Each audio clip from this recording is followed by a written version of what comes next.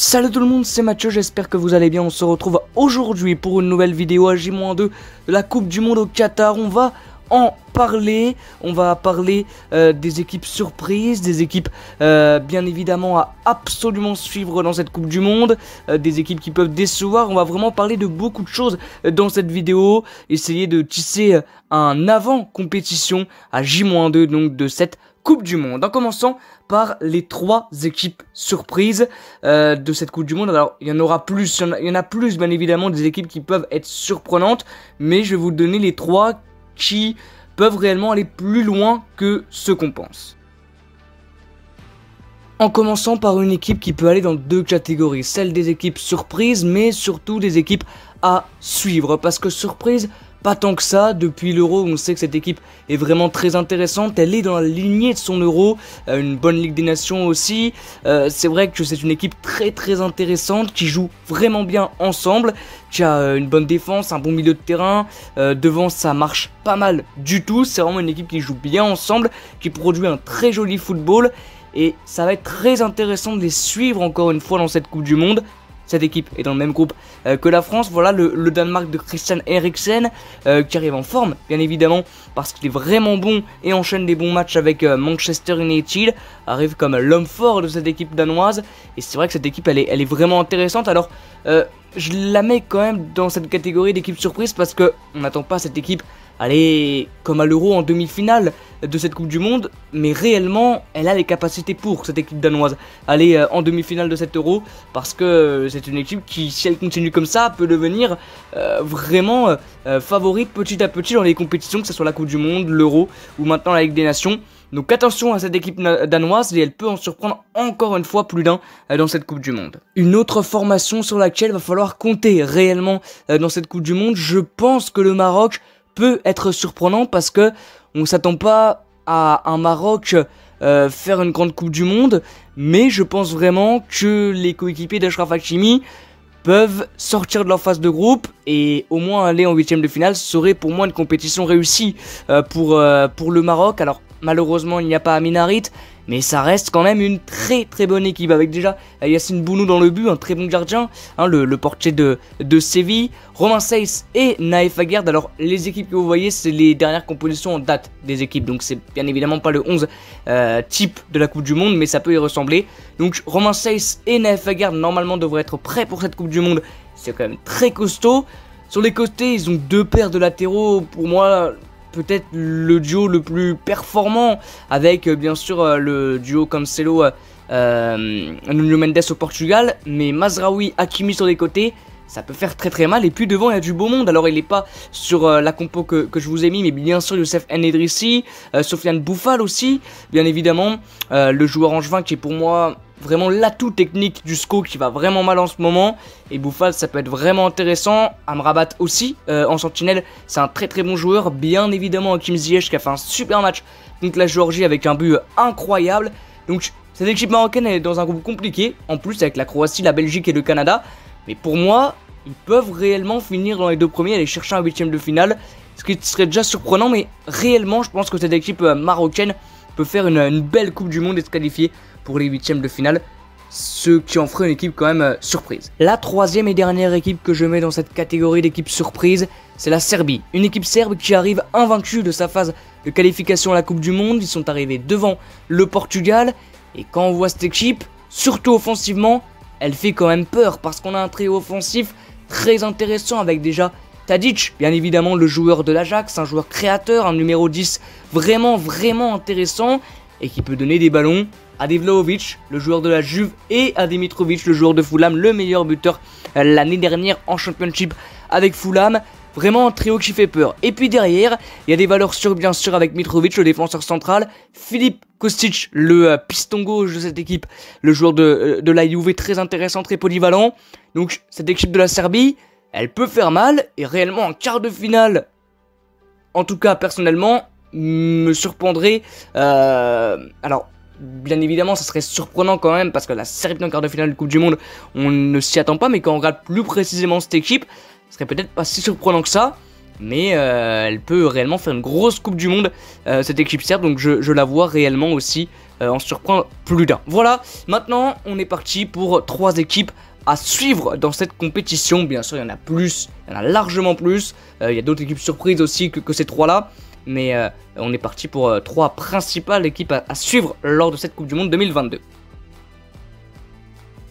La première équipe dans cette catégorie, c'est le Sénégal. Alors il y a à l'écran Sadio Mané, ça a été officiel aujourd'hui, Sadio Mané malheureusement ne participera pas à cette Coupe du Monde, il est officiellement forfait et avec l'incertitude, il a quand même été appelé par Aliou Cissé, il ne pourra pas participer à cette compétition, c'est vraiment dommage, mais cette équipe sénégalaise, elle reste quand même intéressante et ça reste une équipe quand même qui peut produire du beau jeu et qu'il faut suivre avec déjà un trio défensif, vraiment un triangle très intéressant. Alors sur la formation que vous avez à l'écran, c'est pas le cas parce que c'est le dernier match du Sénégal, ils n'étaient pas titulaires, mais ça reste quand même très compact et très costaud derrière avec Edouard Mendy bien sûr dans le but et surtout une défense centrale composée de Kalidou Koulibaly et alors là c'est pas Cissé mais ça devrait être Abdou Diallo.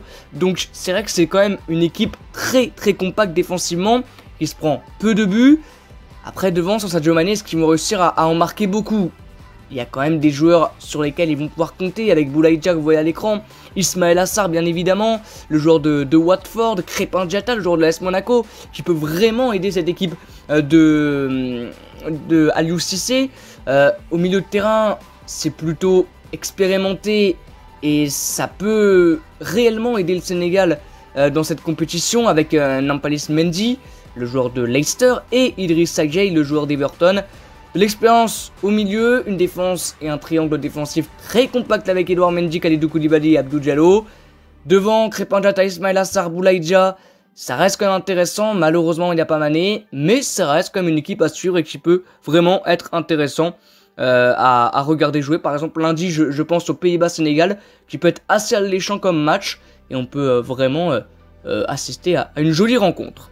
Ensuite, autre équipe à absolument suivre dans cette Coupe du Monde, c'est l'Uruguay. Alors l'Uruguay, ça reste une équipe sur laquelle on va compter, sur laquelle on peut penser qu'elle peut se qualifier jusqu'à un quart de finale comme elle l'a fait en 2018, éliminée par l'équipe de France.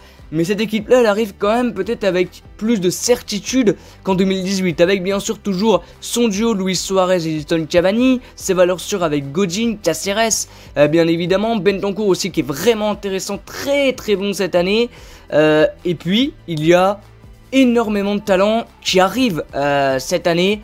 Bien évidemment, on pense tout de suite à Federico Valverde, Darwin Núñez, bien évidemment, dans les buts. Alors, c'était pas le cas sur l'image, mais Muslera aussi va ajouter de l'expérience. Donc, vraiment une équipe à suivre parce qu'elle peut promouvoir du beau jeu. Cette équipe uruguayenne, voilà, Fede Valverde, Darwin Núñez, Luis Suarez, Edinson Cavani, c'est des très jolis noms qui vont réellement et sûrement rester longtemps dans cette Coupe du Monde. Ça va être compliqué d'éliminer l'Uruguay, alors je les vois pas non plus gagner la compétition, mais ça va être compliqué de les éliminer parce que ça reste une équipe très intéressante, avec de l'expérience, avec de la jeunesse, de la technicité, donc ça reste une équipe sur laquelle il va falloir compter dans cette Coupe du Monde, et elle est également à suivre bien évidemment.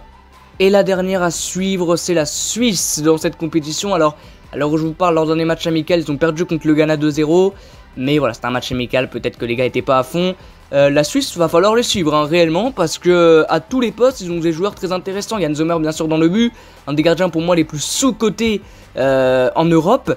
Bien sûr, Yann Sommer, le gardien de Mönchengladbach, Manuel Akanji, le défenseur de Manchester City, Granit Xhaka qui est dans la forme de sa vie avec Arsenal en ce moment, aux côtés de Thomas Partey en club, ça marche très bien et ça peut que marcher, je pense, avec cette équipe suisse en Coupe du Monde. Freuler, bien évidemment, et surtout devant, il y a Xherdan Shaqiri, il y a Brelem Mbolo aussi, le joueur de l'AS Monaco.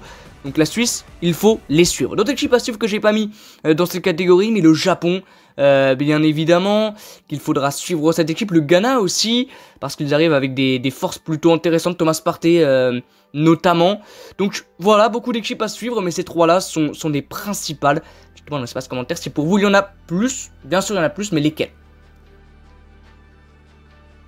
Et on termine avec les équipes qui peuvent décevoir et on commence avec l'Espagne. Alors l'Espagne reste quand même côté collective, une équipe vraiment intéressante. Mais il y a des doutes peut-être sur la jeunesse des Gavi, des Pedri, et Baldé aussi, je crois, qui a été appelé en renfort, dans le Soufati.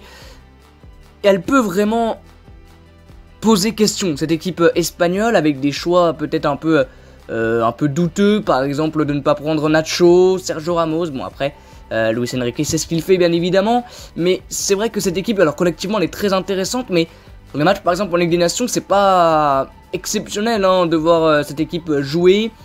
Ça fait pas rêver, vraiment, de voir l'Espagne jouer, et si elle tombe contre un cadre comme l'Argentine, comme le Brésil même, l'Uruguay, l'Allemagne, la France, elle peut vite tomber et vite se faire éliminer. Elle est dans un groupe compliqué avec le Japon, l'Allemagne et le Costa Rica. Donc ça me paraît quand même compliqué que cette équipe aille faire une grosse Coupe du Monde. Après, elle peut aller chercher la finale, hein, bien sûr. Mais ça me paraît quand même dur. Et ils peuvent décevoir, voilà, dans cette Coupe du Monde. Donc je les mettrai dans cette catégorie. Et pour finir, la Belgique. Alors la Belgique qui a fait une Coupe du Monde exceptionnelle en 2018, mais qui arrive avec beaucoup moins de force. Les joueurs qui ont réellement permis à la Belgique de faire une grosse Coupe du Monde sont là, mais en moins bonne forme. On pense bien évidemment à Eden Hazard qui ne joue plus avec le Real Madrid à cause de ses blessures. On pense à Romelu Lukaku qui n'a pas joué depuis pas mal de matchs avec l'Inter Milan, qui n'a pas commencé la saison. Je crois qu'il n'a pas joué avant cette Coupe du Monde.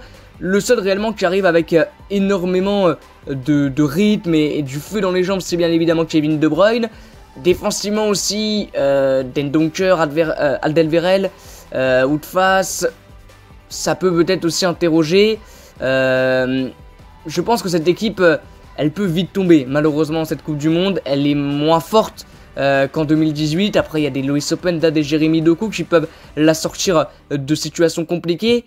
Mais défensivement, elle fait peur. Cette équipe, après, ils sont le meilleur gardien du monde dans les buts. Mais défensivement, elle fait peur. Et puis devant, bah, tes forces qui t'ont permis d'aller loin en 2018, Eden Hazard et Romelu Lukaku sont dans une moins bonne forme. Et on connaît ce genre de joueurs. Ils peuvent quand même faire une Coupe du Monde incroyable. Voilà, c'est la fin de la vidéo. N'hésitez pas à donner votre avis. Bien sûr, beaucoup d'autres avis. Beaucoup pensent que l'Espagne est l'un des favoris, bien évidemment. La Belgique peut-être aussi. Beaucoup pensent que le Sénégal n'est pas à suivre. Enfin, il n'y a pas de souci là-dessus. Mais n'hésitez pas à le dire dans l'espace commentaire. Voilà, c'est la fin de la vidéo. Moi, je vous dis à bientôt et ciao!